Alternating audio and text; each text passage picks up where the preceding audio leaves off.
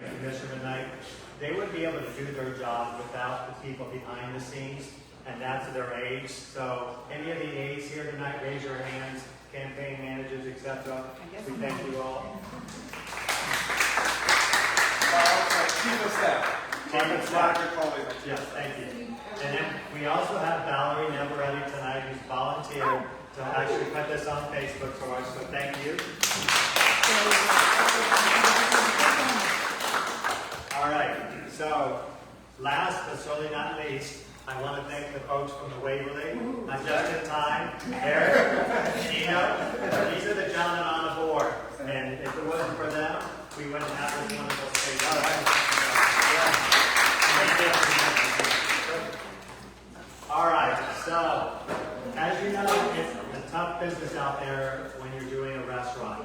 There's challenges with the crowds, with issues in the neighborhood, with pricing and rents, etc. So I'm happy to announce we have a new owner of Bacalo. He's changed the menu, he's expanded it. I know that it's not popular these days to talk about simple carbs, like mashed potatoes, but I'll tell you, I've already been to his restaurant twice since he's taken over. He has the best mashed potatoes I've ever had in my life. So again, if you like mashed potatoes, among many other things, treat yourself, they're over the top. But Calvert, come on up and introduce yourself real quick.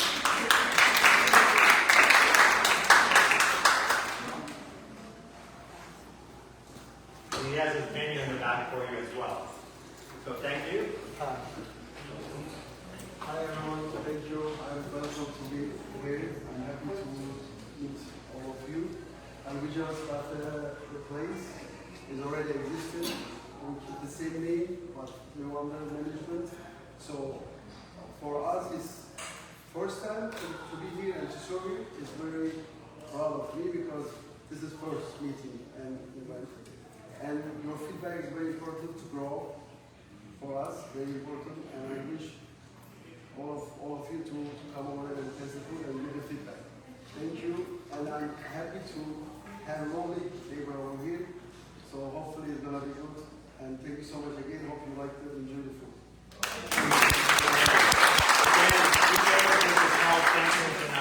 And again, if you haven't been to Bacalo, it's right next to Giotto's, and then of course Budget and Pure Pharmacy are on the other side of that. So please come on over there and help support them. I think you'll enjoy the menu.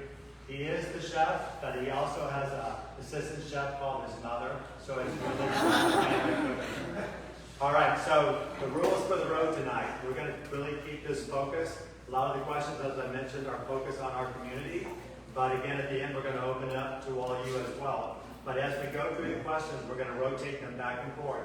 I'd ask to try to keep them as concise as possible, about 2 minutes per response. And we're all going to take turns rotating your questions for the first part of it, and then open it up to the audience and wrap it up. All right? So thank you all again for making yourselves available. And I'm going to turn it to Ariana. I think you have the first question. Well, why don't we start with a quick introduction? Okay. Like 2 minutes for both, and then we'll get to the question. Okay. Stand up for this. Good evening, everyone, and thank you so much for coming out to hear our SoBe. Since 2015, when I was first elected, I have really been your voice. We had referendum rights, and we stood up to development. As downtown Miami turned into something that looked like Hong Kong, we won referendums. We saved Monty's, we saved the Lincoln Road parking lots that were so important. We saved Allison Park together. And because developers were so afraid of these referendum rights, they really didn't bother us here in Miami Beach. So we didn't get a lot of development. So when you go downtown, it's almost unrecognizable. But when you come back to Miami Beach, we have managed to preserve what is so important and probably one of the reasons that you moved here, which is our Art Deco architecture. Tonight, you are going to hear that major crimes are down. But in fact, violent crime, like aggravated battery and assault, is up by nearly 10% in Miami Beach, at a time when violent crime is down by 20% in the city of Miami, Miami-Dade County, and in the United States in general. And you can find this data on the Miami Beach Police Department website. Tonight, you are also going to hear that our economy is booming. But as you walk the streets and you see the vacancies, it's very difficult to imagine that our economy is booming because everything is empty and small businesses are closing citywide. As a matter of fact, we are down $100 million year over year in revenue lost. This is a problem because Miami Beach right now is paying off a lot of debt with tourism taxes. For example, the $500 million that we spent on our convention center, we still owe that money, and if we don't fix our economy, the taxpayers are going to end up paying it.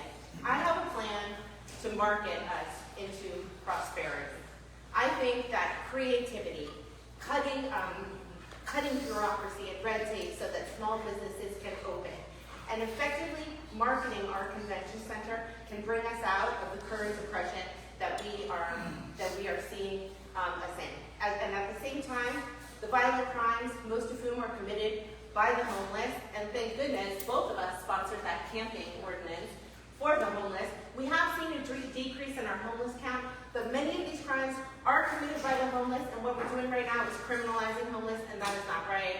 I have a solution to work with the county for the Center for Mental Health and Recovery. I also have innovative solutions like a bus ticket. So, I'm not my 2-minute mark. So I'm very excited to be here tonight, and I know that I can turn my beach around because I have the creativity and the vision to do so. Thank you.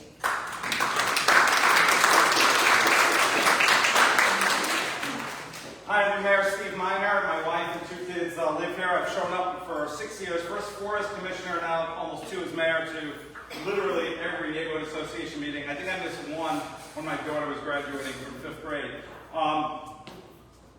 The tenor, and I'm going to give you some stats, but I hear over and over again from our residents that they feel safer than they did a couple of years ago, that the city is cleaner than it is a couple of years ago, and there's good reason for it. We're putting in a lot of resources into those issues, and the data does back it up. Major crimes are down almost 16%. Yeah, you can pick and choose some certain data, like assaults that are verbal, verbal. Aggravated battery and assault, not verbal. Aggravated battery and assault. Okay. Sorry. Yeah, I don't have the time to go through, but literally almost every major category of crime is down in double digits in our city, some over 30 and 40%. Our homeless numbers are actually some of the lowest we've ever had in our city in at least a decade. These are counts, by the way, not by us. These are by the Homeless Trust. Spring break, a major success for our city. It was a major blight on our city. It hurt us economically. We had residents who would leave our city. And I came in, and the first thing I did after I got elected is came up with a 14-point plan that was legislative administered. I reached out to the governor, got 46 state troopers, which we never had troopers before, and we implemented it, and kudos to our police department. But it changed the basics of how our city is run. Our hotel room rates for the first 6 months, #1 in the nation, the only city over $300 a night. Yes, there's an issue. We definitely need to increase our retail vacancies. But there's a lot of good things coming to our city that's going to help with that. For example, the Convention Center Hotel that's going to come in is already making a lot of movement in Lincoln Road and elsewhere. Permitting, we're working on. I actually told them, please reach out to me directly. But we have a new building director, and that's something I'm proud of too. When I started as mayor, there was almost 8 vacancies on our departments. We have 21 departments. They are all filled now. So that is a major success. Oh. Thank you.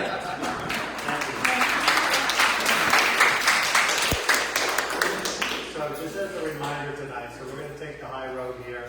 Each candidate's going to focus on their issues, and we're not going to interrupt each other when we're doing the talking. And really just try to focus on the questions on hand. And then at the end, we're going to open it up to you all. So, Ariana? That's okay. Okay, so let's start with a traffic question. So with all the work that's happening on West Avenue, some development at the end of the road, there's been a lot of challenges for residents that are trying to get out of this neighborhood. So we'd love to hear any new solution that you might have for that. I know the water taxi was proposed at some point. Can you give us an update on, is that a viable option? What would that mean for residents? So do you want to start? Yeah, so, well, first, we talked about traffic. I do want to mention Bikini Hostel. That was a major victory for our city. So I passed legislation I see some nods no, but I think overall very good for our city. I had passed legislation, my first meeting as mayor, making it harder to overdevelop. So instead of a 5/7 commission vote, 6/7 commission vote. We did approve the bikini hostel. It's actually half the units they could have built. It is higher. And we were able to buy out the bikini hostel, which you see is closed. It's going to be demolished in the next few months, hopefully, and also get payments to finish this bay wall. As far as traffic, that is very neighborhood specific. I was actually having some conversations with some folks about the lights are not synchronized correctly because of the construction. We have to work with the state and the county. In this case, it sounds like the county. So I'm glad when you bring these issues to us, because then we got to reach out. We don't control the traffic lights in our city. Parking is going to be certainly challenged with these projects. We do have the 1212 building that's going to be utilized as well. But we certainly take it seriously as far as also having police officers and traffic public safety specialists. I will mention the water tax we've been working on since 2020. And we finally are very close to getting it done. We've selected a vendor, the same vendor as in Los Olas, which was done through an open, competitive bidding process. We're in negotiations to where the drop-offs will be and also to get more funding for the water tax. Do I have more time or did I use it all? 30 seconds. 30 seconds. Wow. So the traffic obviously is going to come and is going to be further burdened because of the resiliency and infrastructure projects that you see as we have the phase 2. Phase 3 is going to start next year, hopefully. We're still finishing up the design, getting the completion of the funding. We just got a grant from the state for $15 million. But the key is this commission, and I'll take a lot of credit, but our commission in general, we have jump-started projects that have been stalled for years. This West Avenue project has been stalled for a long, long time. Changes kept being made, and we finally are able to get these moving forward.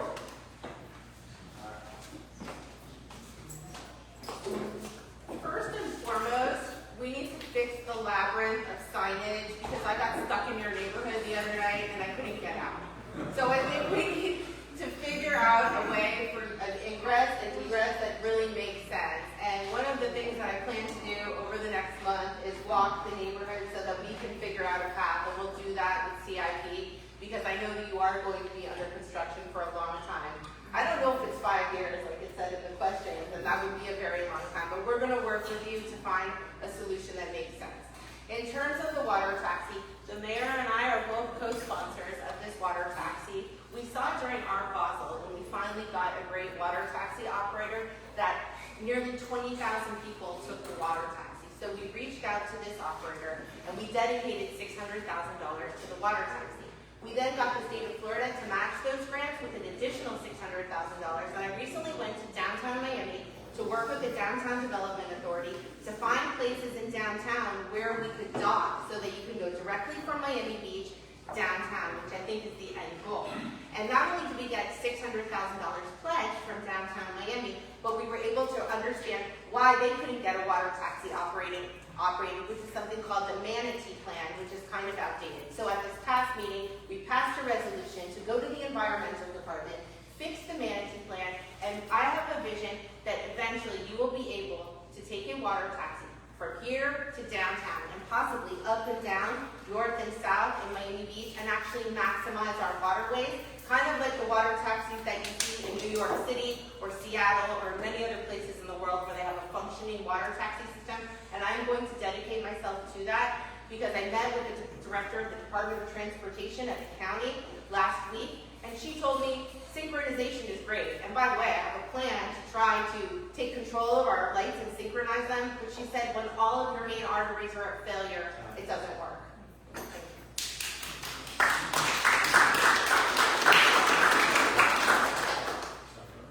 Yeah, just as a follow-up, there was one more point around the issues that West Avenue is causing, and you alluded to that, is parking. So residents will be losing their parking. 1212 is the only option, but that costs more than parking passes. So curious if you have a solution for that, or what are your thoughts? And Kristen, if you want to continue, and then we'll.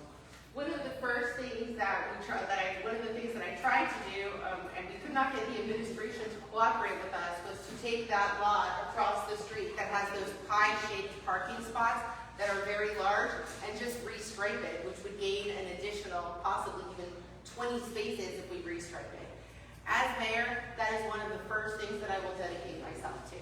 I also think that West Avenue does need a garage, so eventually after the restriping, and if we have the finances to do it, we are going to need to build a parking garage, especially as we grow and as we develop. And I think that that is probably, the restriping of that one lot is probably the easiest solution to gain more spaces here on West Avenue. Yeah, so on the positives front, I have to give you a little bit of background from a few years ago. The generator for this whole project was supposed to be literally by the water and it obstruct all your views. And I was one of the leading voices to make sure that did not happen to your neighborhood. Got pushed into the parking lot, so that's a key win. There was a harmonization, if you remember, it was a big issue, and our commission and myself had to push back on the city administration to make sure that that worked out. That's something similar, I believe, is going to happen with the parking now as well. Ultimately, that's going to come back to us. We are partly subsidizing. The city is the 1212 lot that we're renting from a private actor. We will then, I believe, as a commission, step in and try to further subsidize that. That will, I believe, like to happen. That would be something that I would want to do. We need to do that for you. But the point is, this project finally got going after years of being stalled, and I'm proud to say it got done under my administration, and we also further passed laws that make it harder for us as commissions to keep changing projects. We should not be in the business of constantly changing projects, because it only hurts you, the residents. All right, Bob? Next question is an infrastructure question. What do you think like projects like the Bay Wall, which have been going on for 20 years, and the West Avenue Phase 2 are still not done? And what could be done to change that? And what could be done to change that? And what would you want to implement? How many minutes was it? 2 minutes. Yes, I kind of alluded to it in my last answer, but I'll elaborate a little bit. So what was happening with these prior projects, and this project, the price scaled in such dimensions. Excuse me, for the Bay Walk and West Ave Phase 2, which is what we're currently doing right now, from 14th Street to 17th Street, is what this question. Right, so just dealing with the Phase 2 and ultimately the Phase 3. Phase 2 is north of 14th, Phase 3 south of 14th. But what happened is we, as the commission, kept delaying it. And ultimately, again, under my administration and leadership, not only did we get this project done, we've gotten First Avenue underway, we've gotten 41st Street, there's projects in North Beach, we've gotten a lot going, and which was so necessary. The price doubled in the time that we kept stalling these projects. And like I said, we also passed legislation. If something was really wrong, for example, the generator being in the wrong spot, which would have hurt your neighborhood, we can make that correction. But ultimately, we cannot continue to be making those changes from the dais in a commission meeting. And we've done that. The Bay Walk has been a challenge. Some of it has been because of the private buildings we have been trying to negotiate with, and we weren't able to get to a final determination. Now, as part of the deal, and again, for better or for worse, I think ultimately the betterment of our city, not only did we now close the Bikini Hostel, which was a blight on our city for years, for decades, with the 80, 90, 100 police calls every year, we are also now committed in getting the funding for the Bay Walk from the developer of the 1250 project. Again, more height, but it's about half the units they could have built as of right. So, and ultimately, a big win for our city, a big win for your neighborhood. This project, it is an inconvenience, and we're going to do everything we can. I am going to do everything we can to try to minimize that inconvenience, but ultimately, you're going to have a better, drier streets and neighborhood because of this project.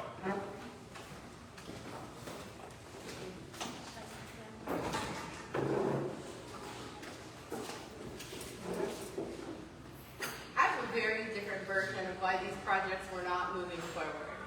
We have an item, which is still on our agenda, which says update on West Avenue project, update on 41st Street project, update on Lincoln Road project, and those items languish on our agenda for the first 18 months of your mayorship until finally one day the actual contractor of West Avenue reached out to me and said, I can't get this job done. So, and I would like to thank my wonderful legislative aide, Jacqueline Boudin here, who called the contractor, called the city administration, called the neighborhood stakeholders, and we started to hold a weekly meeting. And what we found in this meeting is that there was such a tangle of things that we had to untangle to get it going. And our capital improvements department had kind of been gutted, and they were not focused on this project. The contractor just wanted to get in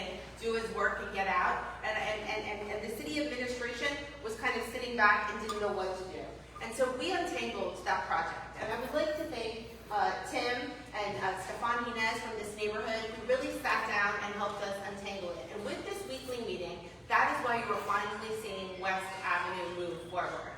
That is not only happening on West Avenue, it is happening with 41st Street. We just today saw 100 variances that we had on 41st Street, and that project hasn't been moving forward. And as we languish in these capital projects, it is costing us tens of millions of dollars, because from the time you start a project to get shovel in the ground, it becomes more and more and more expensive. So I have dedicated myself to untangling these large projects and moving them forward. And so far, we have been very successful, and that is why we're finally getting West Avenue finished. And we will not stop. We will not stop these meetings to hold our administration accountable, the contractors accountable, the designers, and we will continue to inform our neighborhood associations as we move forward. Since I was addressed directly, I'll just respond. We obviously have a very different view of the world and how that goes on. First of all, we're breaking records. As the mayor, I run the meetings and call the items. We're breaking records at the items. There have actually been meetings for the first time. We hit every voting item that's been on the agenda. We've actually reached it. There are a number of discussion items, which, by the way, can go to committees as well. Every commissioner has the ability to put something on a committee, and they can be discussed there as well. What I do is I work with our city administration and the contractors, and when necessary for guidance from our commission, I call the items, and we do that, and I call them appropriately. These items are years in design. They need funding, and ultimately that's what we're doing, and we're getting it started. Obviously, you see the phase 2, and the phase 3 is going through that process right now. Yeah, Mr. Mayor, with all due respect, I would be a very different mayor than you are. Because when you did something great with the municipal prosecution, I congratulated you and celebrated you. And instead of congratulating me tonight for my hard work with West Avenue, he took all the credit. And that's not what a leader does. You know what a leader does? It elevates their colleagues. It gives credit where credit is due. And you have done some wonderful things as mayor. And it would be nice if once in a while you would recognize your colleagues, because I think that will create a unity and peace that we currently do not have on our commission. What we currently have is a divided and angry body, and that is because we have no leadership. I don't see one angry person in our commission. I see we're actually very, for the most part, united. You watch our commissions, for the most part. And by the way, when I have to,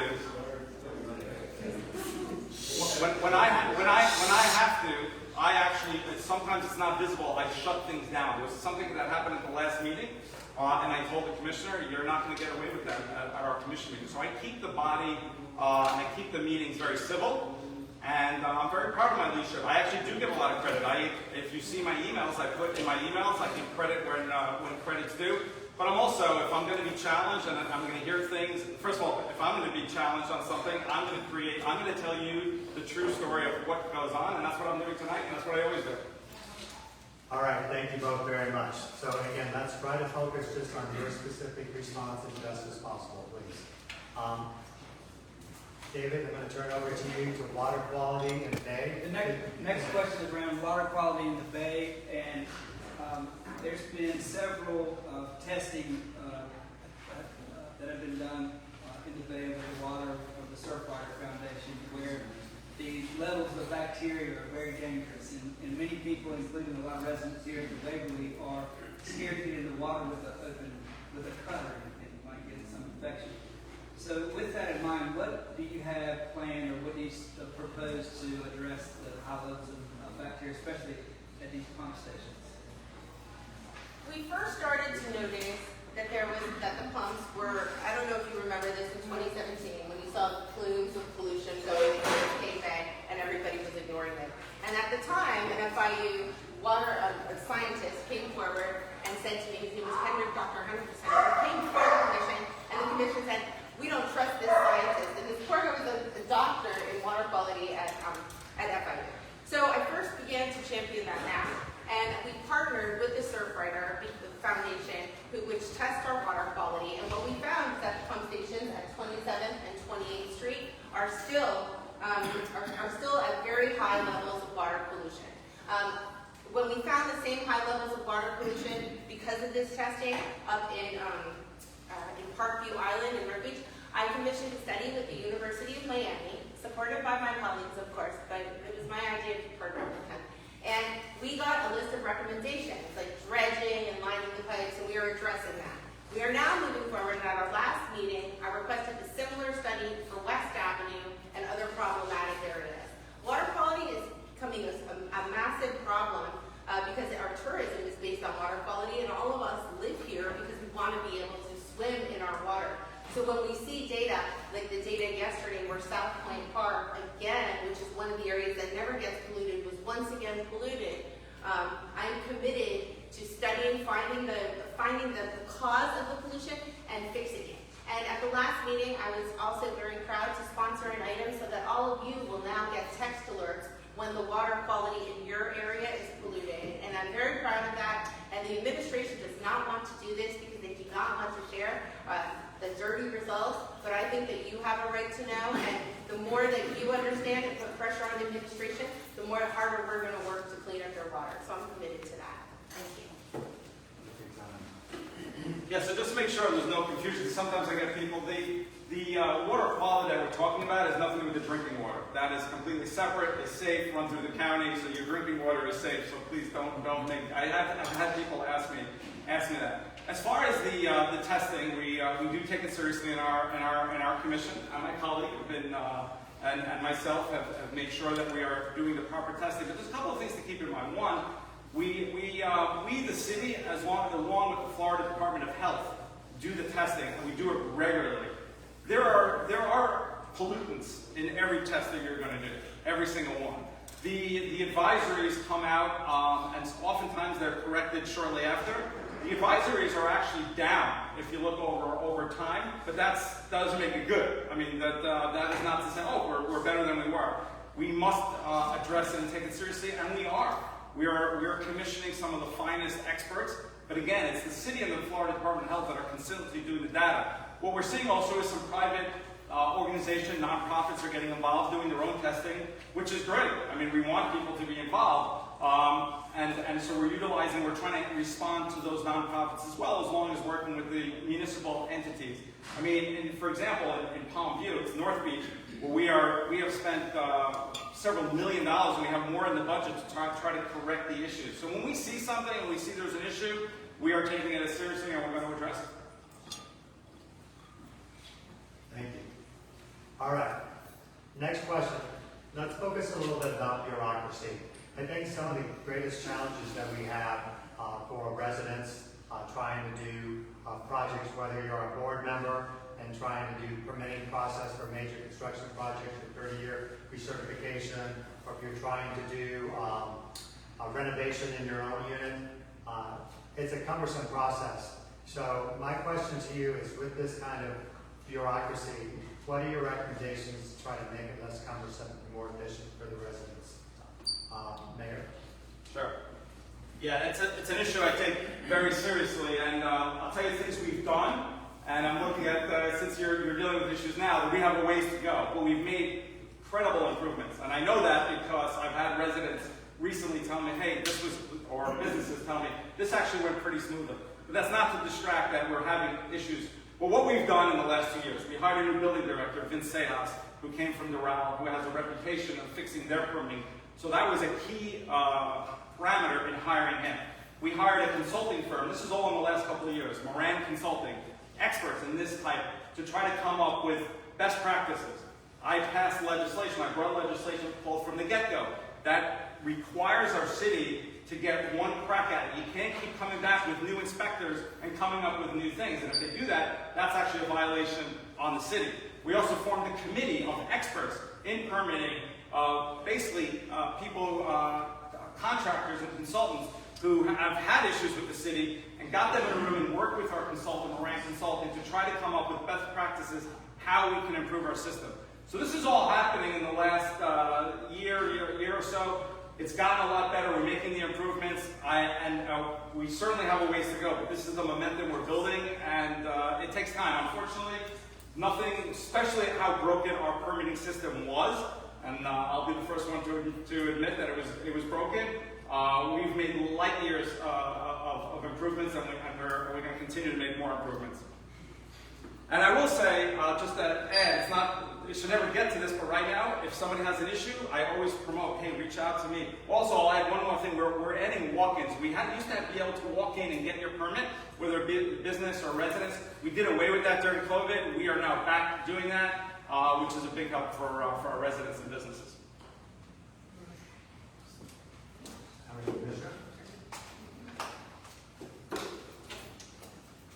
So, just like we untangled some of their bureaucracy in West Avenue, we also need to untangle some really bad software that we have in our building department. And it was programmed, we got sold this really terrible software years ago. And so people get feedback from our building department, and it looks like Chinese, and even the architects and the contractors cannot interpret what they're getting.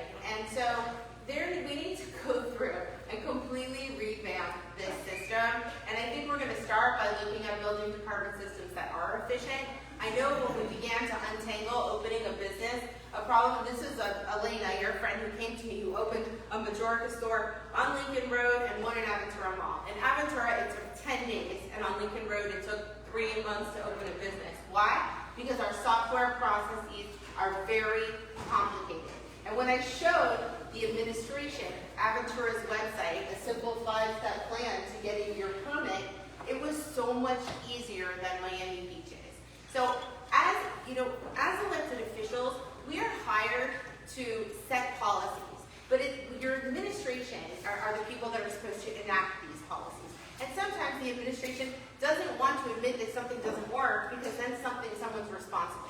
But I think when you have a leader at the helm who is going to create the kind of environment that people will not be afraid to admit that something isn't working so that we can make it better, I think then we will be able to improve upon where we are right now. And once again, that leadership starts at the top. And it isn't about frightening the administration. We have a big culture of fear at City Hall, and I think I can change that. And that will make our systems more efficient once people feel like they can admit to something not working the way that it should. My response to that, because that was directed at me. So, the morale has never been higher at City Hall. Like I said, we've now hired 21 out of the 21 departments.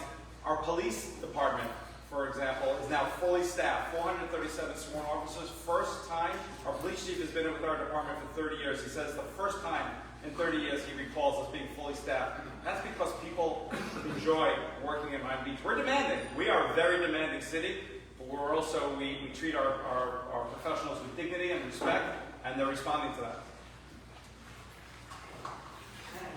Let's shift gears a little bit. I think you'll both like the next topic. So there's been a lot of progress made on the homeless situation, right? Keeping hostile with maybe some more controversial tactics, like taking some folks to jail. So curious what more can be done. When we know part of the issue is addiction, is jail really a solution? What other solutions are you contemplating? Because there's still a problem, even though it is better than the other side. Especially for the ones that are violent. That the police, we can't put them to a shelter. The shelter won't accept them. It's your turn, right? Yeah. No. Yeah, that's right. Yeah, whose turn is it? Go ahead. First slide. Yeah. Okay. Thank you.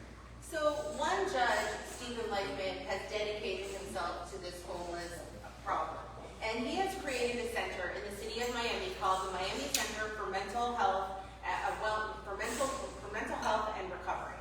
And this is the center that we need to open. I was able to allocate Miami Beach's homeless dollars, which, by the way, our first payment to the homeless trust was $10 million to the opening of this Lightman Center. And for some reason, the county has not been able to open it. But I think that as we repair our relationship with the county, which has been somewhat contentious, I think that they will be more apt because they understand that that's the real solution to the homeless. We also have other innovative solutions. Right now, we're saying, would you like a shelter bed? And people are saying no. And then we're saying, would you like a bus ticket? And they're not taking the bus ticket either. So we're arresting them, and we're arresting them sometimes 20, 30 times. They're back out on the street committing crimes, and it's costing both the county and the city of Miami Beach a lot of money. So I asked, why is nobody taking the bus ticket option? If you offered me a shelter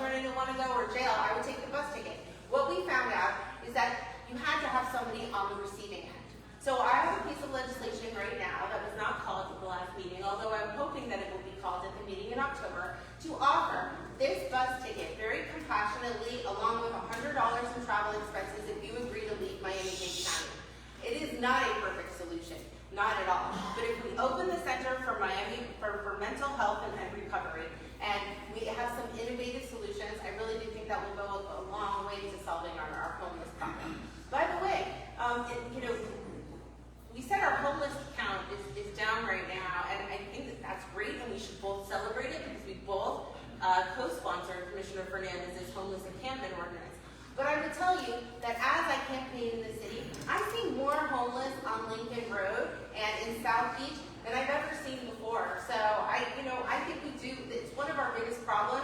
The homeless are committing nearly 50% of our violent crimes. So I do agree, the Judge Lifeman Center, if open, we actually, Commissioner and I, a couple of years ago, took a tour together with a number of individuals. The problem is the county is short a lot of funding on that center, and we know the problems happen in the county, so that funding is probably not going to come anytime soon, but if it did, that would be great. So what are we doing regarding the homeless? Let's first address, we spend millions of dollars a city. We offer services to the homeless that no other city in Miami-Dade County offers. I'm so proud of our city. We often get said that we're not compassionate. Nothing can be further from the truth. We offer shelter beds. Any homeless person who wants a shelter bed, we offer it. We offer rehabilitation programs, family reunification. We have an office you can go in. We send homeless outreach officers to the street to help the homeless. But, as the Commissioner mentioned, there was a 4-3 vote. I was a sponsor, I believe you were a sponsor as well. We passed legislation that if you're sleeping in the public and you refuse the help that we offer, we will offer you the help, you will be arrested. But here's the key. Our prosecution program, we prosecute misdemeanors. A lot of the crimes committed by homeless are misdemeanors, not felonies. That goes to the state attorney's office. We were not prosecuting those cases. We were at 8% success, which was not a number that was available to anybody, including us on the commission. I had to dig in, find the number, and then do the research, and then pass legislation requiring the prosecution, also requiring appealing judges who would just dismiss these cases because they weren't interested in them. And we're at 92% success rate.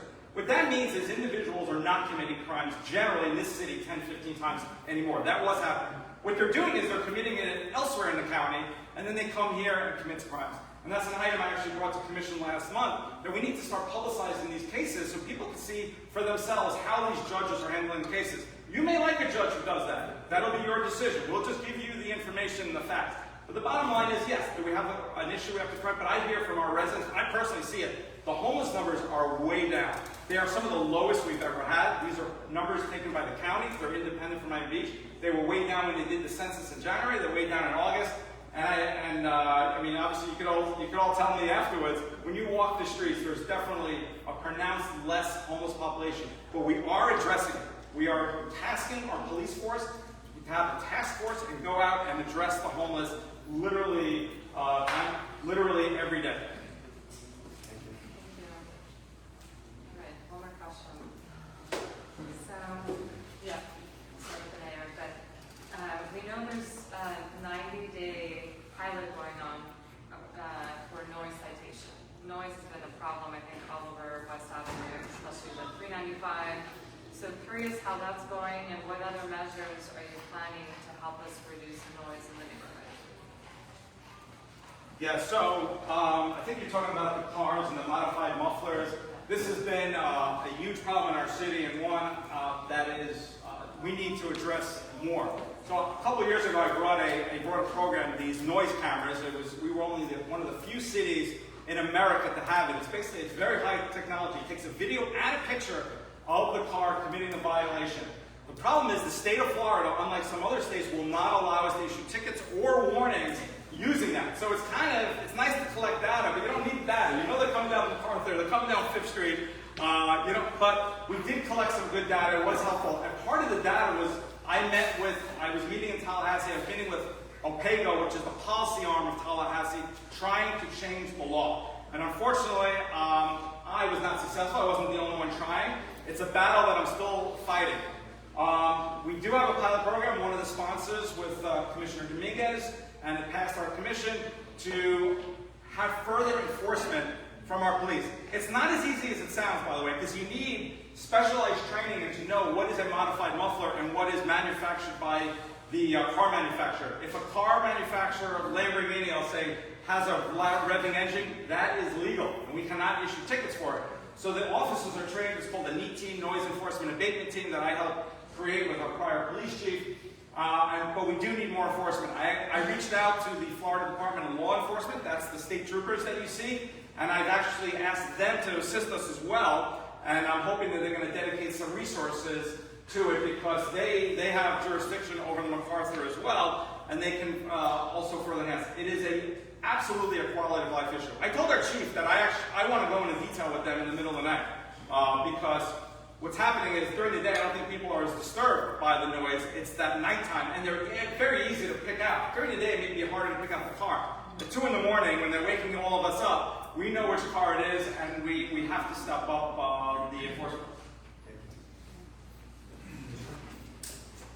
The first time I realized that noise travels upward incredibly, I'll never forget it. I used to wave on the bridge at 6:30 in the morning as people were on their way to work, and at one point I had a bullhorn because I said I'm going to communicate with the cars and I'd say, vote for me. And people were coming out of the 18th floor and saying, shut up! So I realized that it's very powerful, as the noise travels upward. And I know how obnoxious these cars are. And, the mayor did have an innovative idea with these machines, but we recently found out that those machines don't work because they can't tell the difference between a delivery truck and a different kind of car. So we know that the noise violation machines do not work at this point. But we do know that enforcement does work. And we went from 15 noise violations last month to 45 noise violations. And this type of enforcement, citywide in areas that are experiencing this noise problem, will result in a behavior change. So it's just a question of getting our officers trained, like the mayor said, and out on the street and enforcing these noise violators. And I'm committed to do that as mayor.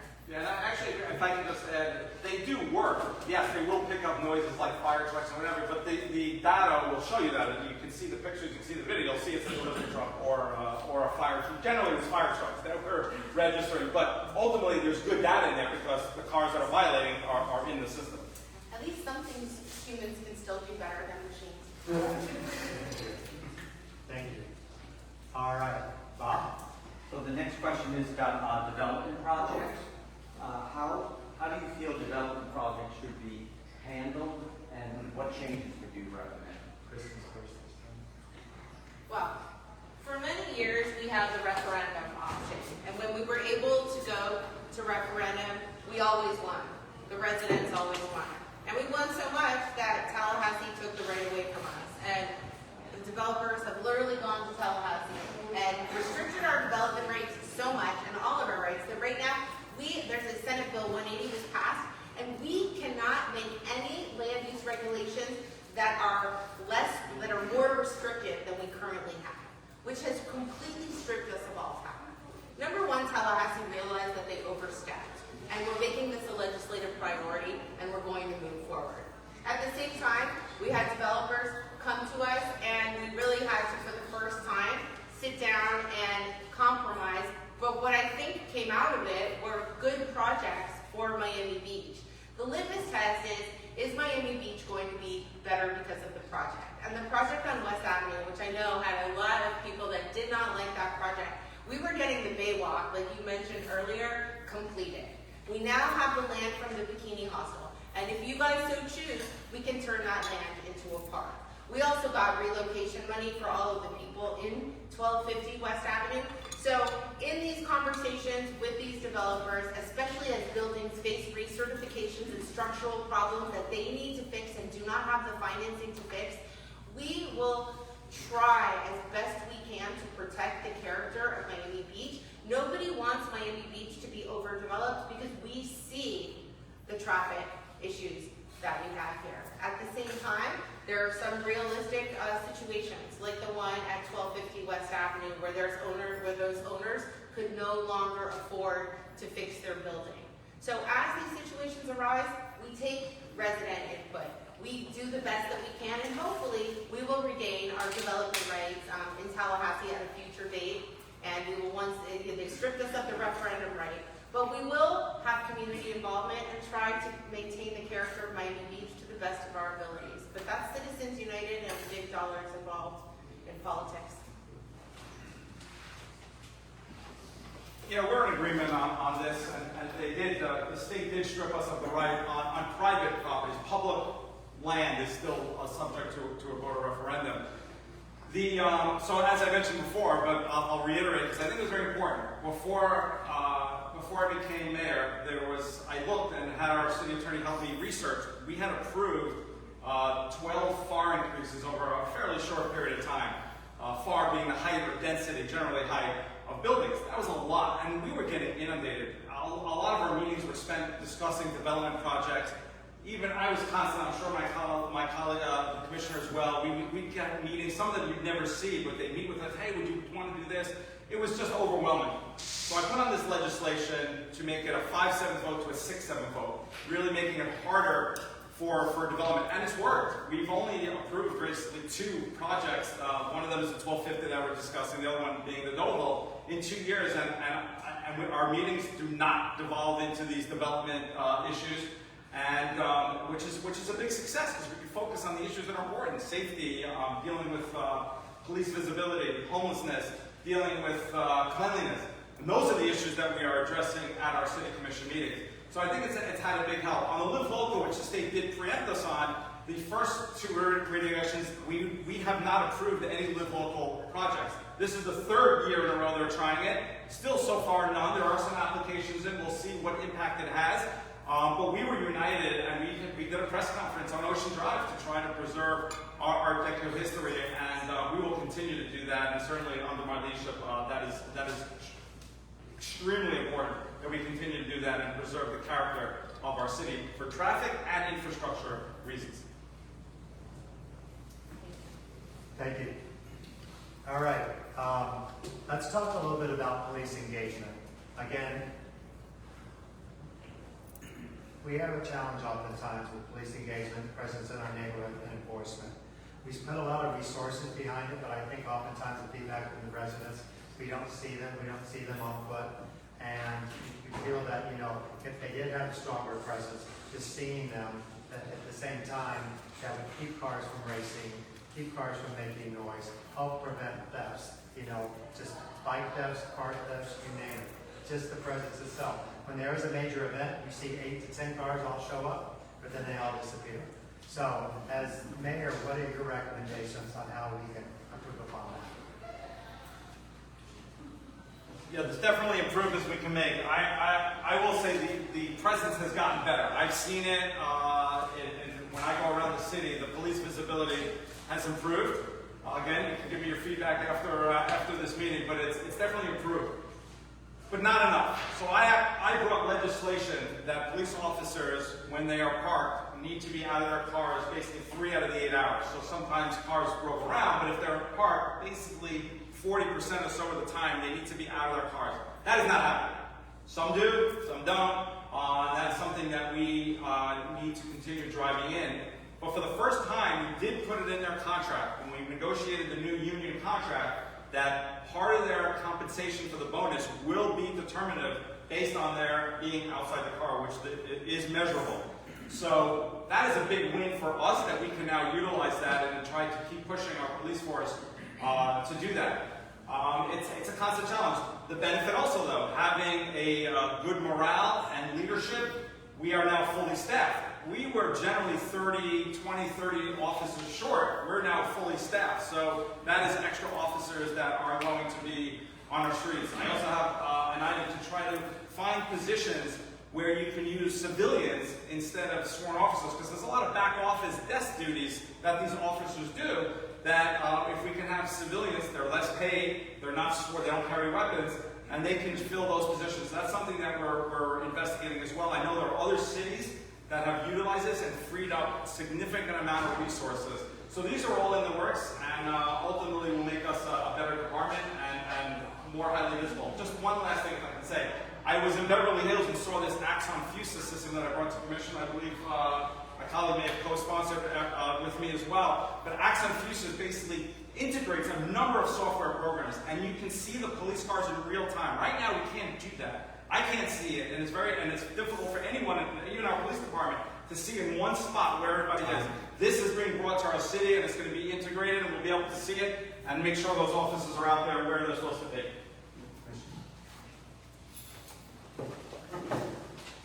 Being a police officer in Miami Beach is not like being a police officer in any other sleepy community. Every single time that our officers go out onto the street, they really don't know what they're going to confront. And in the past, we had completely lost control of our streets. So one thing that is positive is that, we now have a better police presence. But it's hot out there. I mean, it is so hot, you walk the streets yourself and you understand. So I don't think that punitive measures baked into a contract is the real solution. I think that bonus dollars for being out of your car and issuing citations or policing is the way to go. And I do think that if we incentivize financially, we will see a difference. Because up until now, we have tried everything and it is not working. So I think these types of incentives based on, are you walking around? How many citations are you issuing? I think you'll see a big difference in how our police department operates when instead of trying to punish them, we actually incentivize them. Thank you. And just to let you know, it is a challenging job for them. It is unionized as well. So you're dealing with the union as well in that whole process and the negotiations, correct? Yes. All right, thank you. Why don't we wrap up, and then we'll turn it over to the audience, so we'll have one more open question for both of you. So I know you've talked a lot about what you've done, what's planned. Is there anything else you want to share with the audience about plans that you have in your continued role or in your new role? Yes. But focus on sort of what might you do, not, the other side. You know, when I heard that our movie theater on Lincoln Road was closing and we're losing that multiplex, it made me feel very sad that that corner of Lincoln Road is going to go dark.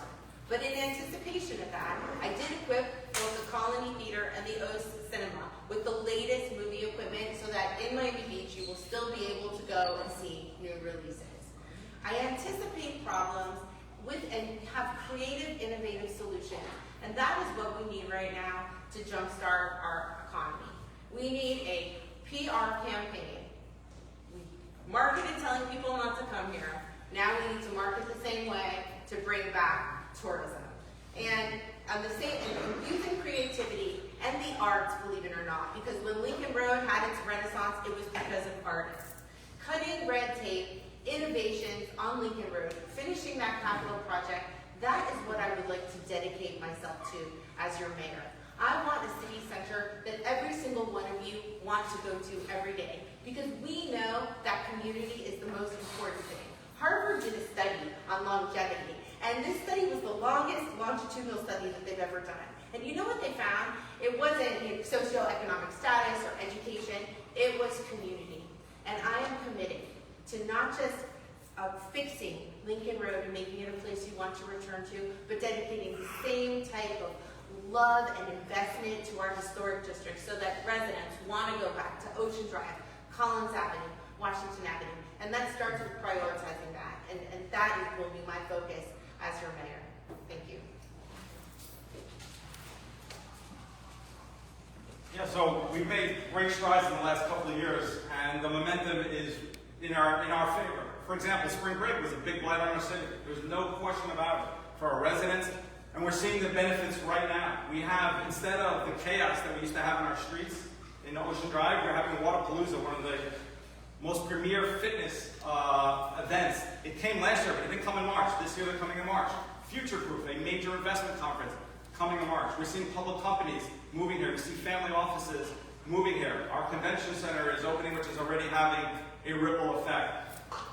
There are so many components, but to me, it starts in law and order. You see cities that don't take their safety seriously, and you lose businesses, you lose residents. And I've met some people here tonight who've moved from some of those cities, and I meet everywhere in Miami Beach, because who wants to be part of that? So this is the momentum we're building, that we've turned the corner, and people know that Miami Beach is a safe, clean city. And again, there's more work to do, no doubt. For example, though, we try to improve the Bikini Hostel, a blight on the city, even before the Homeless Trust sent homeless individuals here. We had some years, 80, 90 police calls. That is now resolved. We're dealing with Ocean Drive now. The Clevelander, they first came up with 30 stories, but they're negotiating with our city, and ultimately our commission will have to vote whether we want it. But they've come down a lot to take away that club atmosphere and build some residential. Because ultimately, very, very few crimes are committed in our city by residents.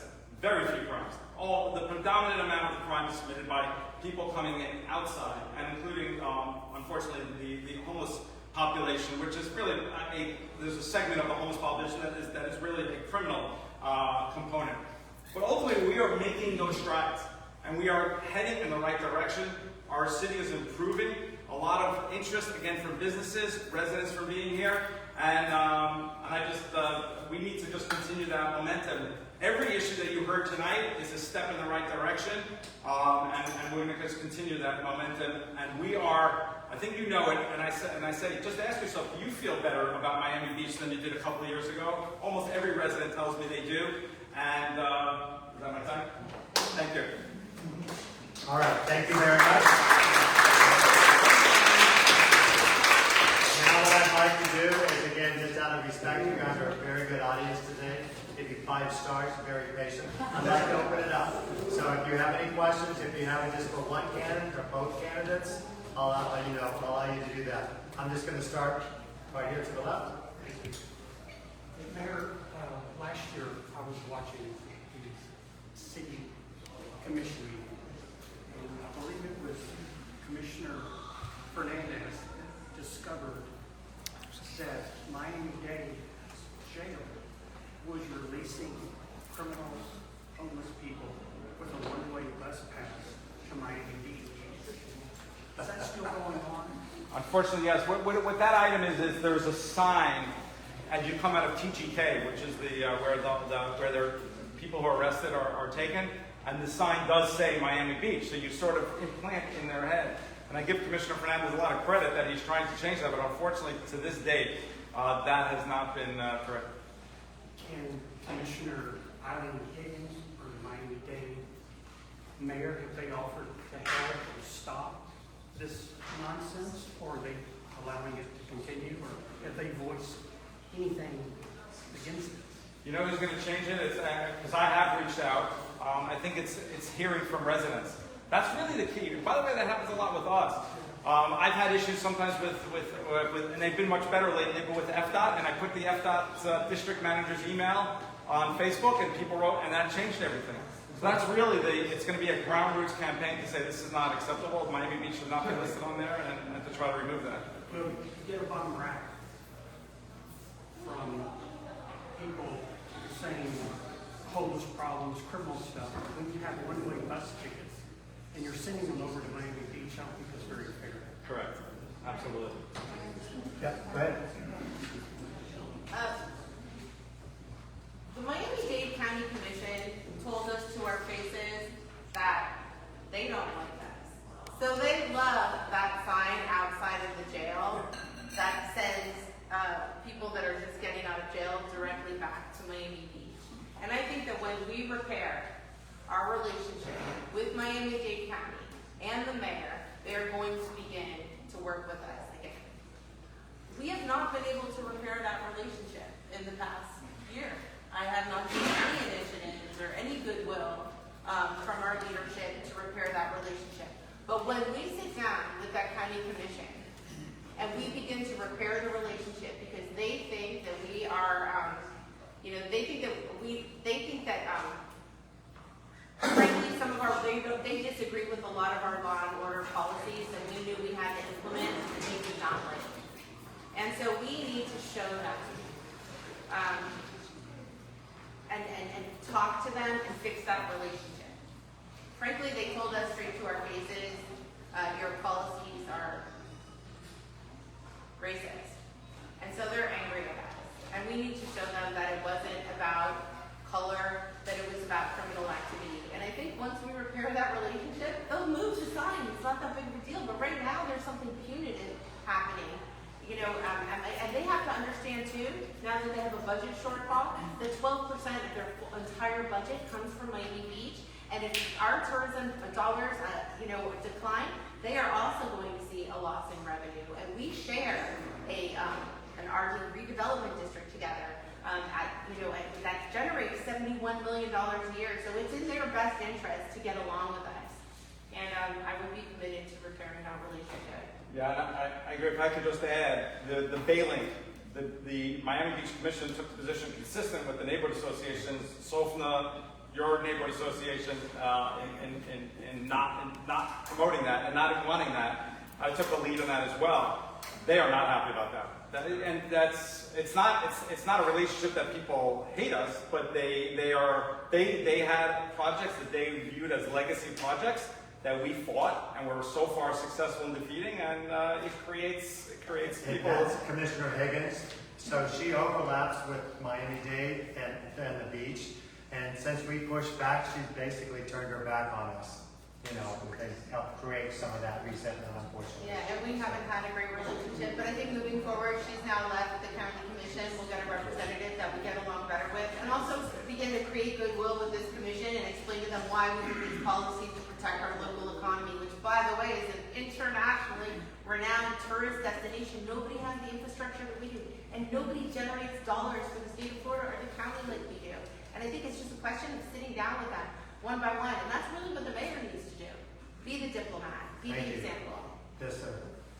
What would you do as mayor to defend our city from the growing attacks on freedom of speech, freedom of the press, intellectual freedom, freedom of choice that are emanating from the increasingly authoritarian regimes in Washington, D.C. and Tallahassee? Not exactly a local problem. Just saying. Just saying. A good question. As you've probably seen the way I operate, it's a balancing act. We certainly take our measures that we have to do, and we promote resolutions or legislation to try to combat. At the same time, I tend to, if you see even the press conferences with the Live Local and Art Deco, I tend to I state my position, but I try to tone down the rhetoric, because ultimately we are so reliant on them for certain things. So you can make your points, and you can make your, and by the way, there's a lot of closed door conversations as well that happens, but ultimately, if we shut off certain of the money spigot, so to speak, we hurt ourselves in the end. So I'm not saying we just take it and roll over, that we haven't done that at all in Miami Beach. I think we're one of the leading cities that push back, and actually Tallahassee, they're right, they know we push back. But at the same time, when we got the 46 state troopers, if I had been out there criticizing every move they make, we would not have gotten those troopers, and we would not have ended the spring break chaos. So it is a fine balancing act that we have, that I've taken, and I think we've been successful in doing.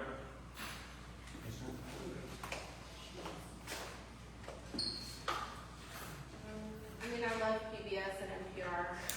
I love Jimmy Kimmel. Watching the attack on our First Amendment rights for me, very frightening.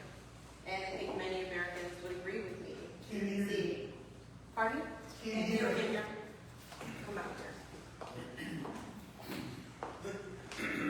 And I've been in politics for a long time. Can you start from the beginning? Yes. Do you guys want to move to the front? There's space here in the front. I'm a little closer, but I just wanted her to repeat the moment that you talked about in the First Amendment. And if you just say the name, I'm just curious Okay. what you're referring to. Yeah, I mean, look, as I'm watching some of the policies coming out of Washington, D.C., the defunding of public broadcasting systems and NPR, and even Miami Beach, and I did not vote for this, defunded our local notices to the Miami Herald, so that 3,000 people receiving a printed edition no longer get our public notices. And because of that, we don't even have any local press coverage in Miami Beach anymore. City of Miami has it, Miami-Dade County has it. We have lost our public watchdog.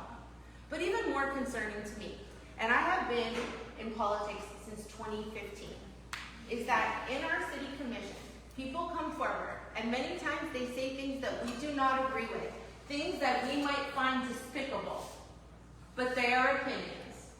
And in the past, under every other mayor, we have allowed people to speak their mind, even if we did not agree with them, even if we found it offensive, but we respected people's rights.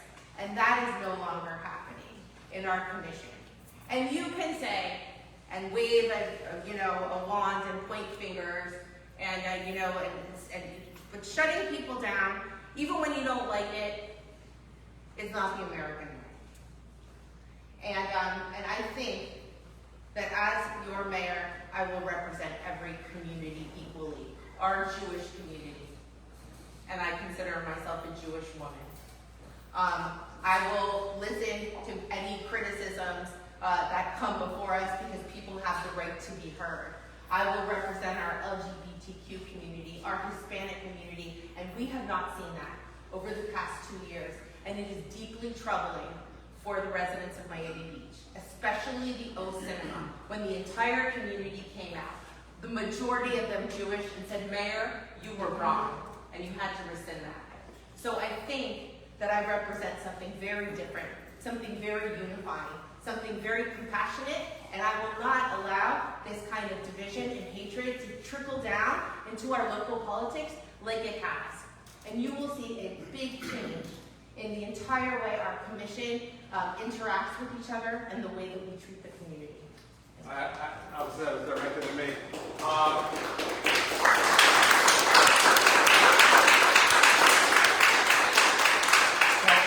I hope some of you have watched our commission meetings, and that is not what has happened. I'm very proud of these broad support that I have from every different demographic in our city. If you watch different commission meetings, including the county, they do not allow people to come in and start spewing hate speech at all. They escort people. You remember, I'm not saying maybe they shouldn't have used force, but there was a big story in the media how they removed somebody. The commission meetings are not an open forum. That being said, I have allowed literally every person to say what they want. And sometimes I respond to them. There have been a handful of cases where people have spewed such vile anti-Semitism, including support for Hitler, that no, I am not going to allow them to continue to spew that. And I would do that against if they said that about black people, if they said that about the LGBTQ community, I would shut it down against any group of people. And I'm certainly not going to allow people to come in and spread hate against Jewish people in our commission meetings. No other mayor or leader of any commission. I have actually let it go for hours sometimes and let people say exactly what they want, and it's been painful. And I've said that in the meeting.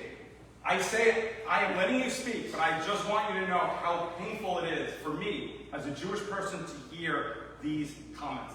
And I would do that for any group, any demographic, and that has to be done in a commission meeting, and I am very proud of the leadership that I have shown in doing that. All right, time for one last question. Yes. Yes, my question has to do with what's enumerated in the state. They're talking about doing away with property tax for your primary residence. Have you explored this, and what's your feeling about this?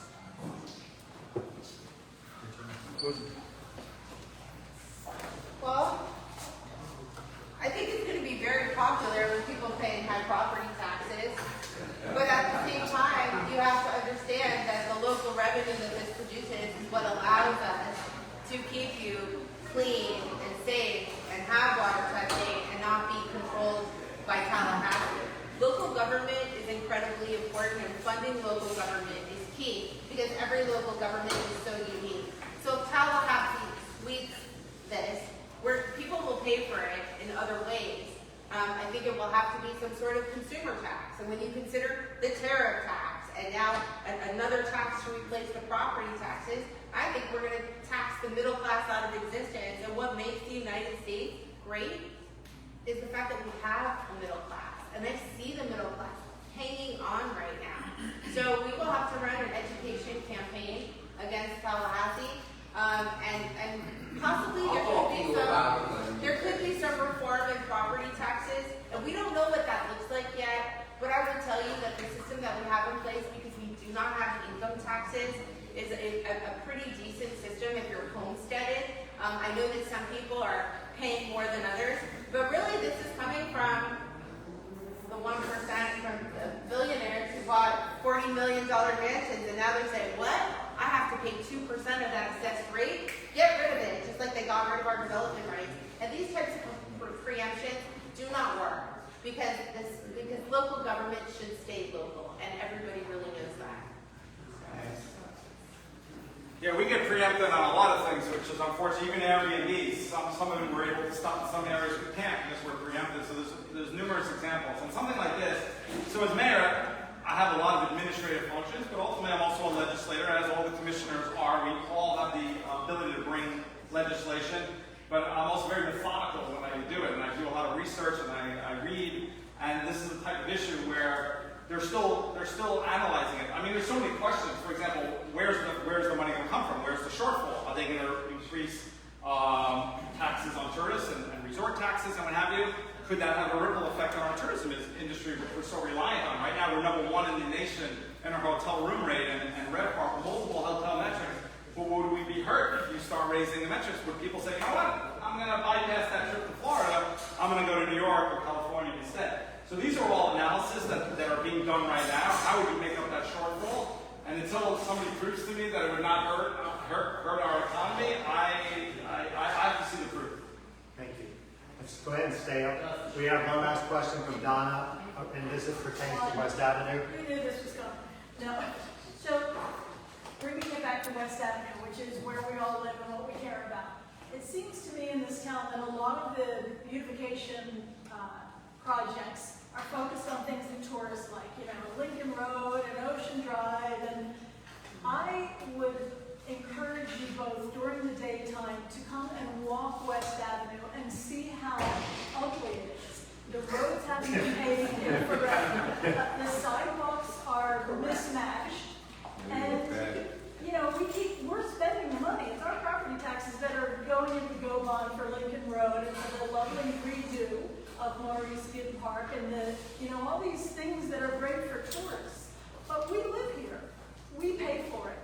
And I encourage you both to think about how you treat the residents of the communities who are paying the taxes and to see what's going on and what its needs are. I know it's a harmonization and it gets talked 10 years though, and we're living here every day in this ugliness while we wait for these grand promises of the harmonization and the street racing. So how can you as mayors choose to prioritize things that help the residents? Well, I mean, part of the issues you're raising with West Avenue is that this project has been so delayed so many times. But those delays, that is a bygone era. This project, you already see that it's out there, it's being done. The next project, there's a slight shortfall in the funding, but we just got the $15 million grant. These projects are happening. So you can see the proof, they do take time. I would though say that we are doing a tremendous amount. I mean, I'm going to go outside your area for a minute. We just opened Mayoral Park yesterday, which is a magnificent park. On Friday, we're opening Ocean Terrace Park. Tomorrow morning, hopefully you can join us in Flamingo Park, where we're going to be opening up pickleball fields and we're redoing the park. There's so much that we're doing. 72nd Street, we're building a complex. 41st Street is going to be redesigned. By the way, you all approved this, so thank you for that in the geo bonds. So it's your taxpayer dollars. But yes, there's a certain component, Lincoln Road. Lincoln Road is actually the #1 place where our residents visit outside of where they live, by far, in our city. So there's a component of, yes, tourists, but also helping our residents. But yes, you're West Avenue, you have Canopy Park now, which is a nice park. And as we finish these projects, I mean, it's going to be taking care of all that. Obviously, there's a lot of infrastructure going on underneath the ground. So if you're going to start ripping up the streets, you got to do it all at once, and it's going to take a couple more years, but it's a great project. Can you do a slap on a resurface of asphalt? Certainly.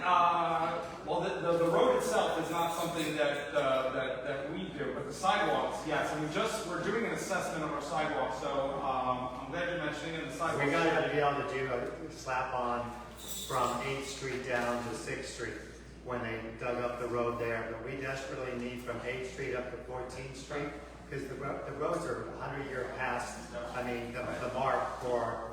You're giving me a homework assignment. They're really from... And maybe the developers who are, saying they'll do the Baywalk, maybe we can ask them to resurface the streets when they finish their projects. Well, we got to get FDL involved as well. So Okay, final comment? Yep. It was much worse before. When I first got elected in 2015, none of our resources went to resident neighborhoods because living in South Beach is throwing a party every single night. So all of our sanitation, public works, everything was going toward South Beach.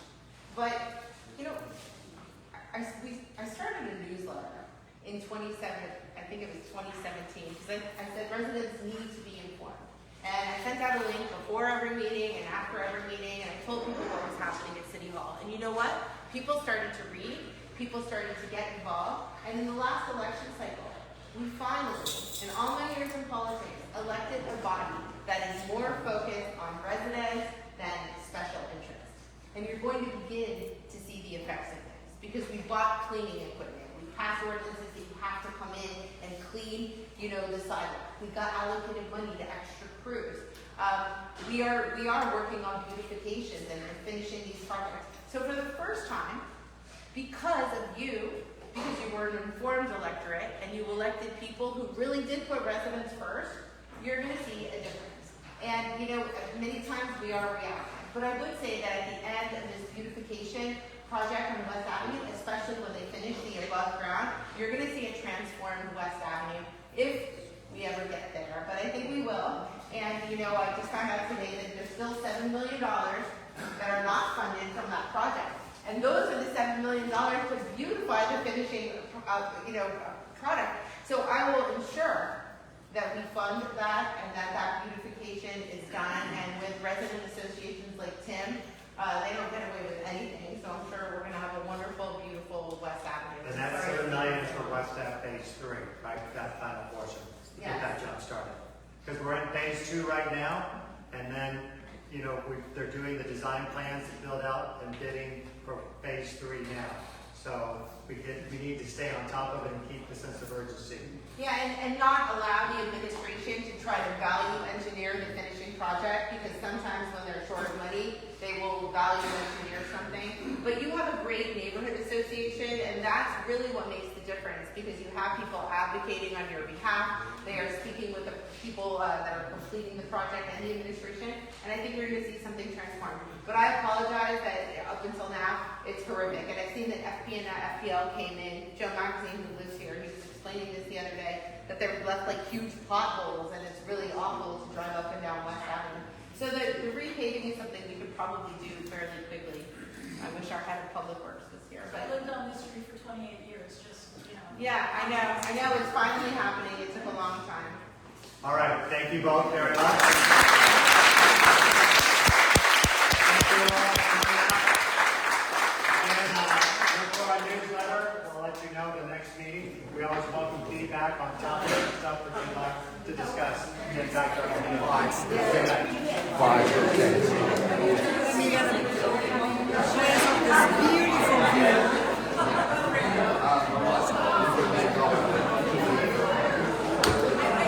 Thank you, dear. You have good audio?